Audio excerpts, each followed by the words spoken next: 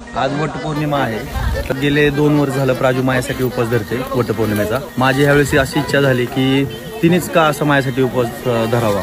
तर ह्या वर्षी मी पण तिच्याबरोबर वटपौर्णिमेचा उपवास धरतोय आणि तिच्या संग मी पण वडाच्या झाडाला तिच्या संग 7 फेरे घेणार आहे आणि इथून पुढच्या पण 100 जन्म असू देत मला हीच बायको म्हणून माझ्या संग हवी आहे.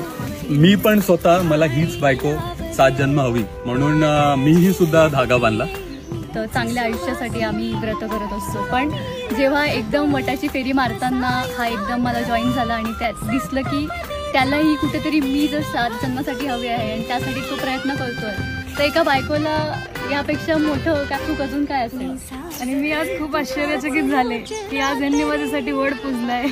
त्या झाडाला ज्यावेळी ते पूजा करते त्यावेळी मी पण पूजा करावी त्या वडाच्या झाडाची आणि मी पण त्या धागा बांधताना तिची साथ द्यावी. देवाला हेच मागते की जन्मोजन्मी हाच नवरा मला. आणि मी पण देवाला तेच मागतो की जन्मोजन्मी मला हीच पत्नी म्हणून मिळावी.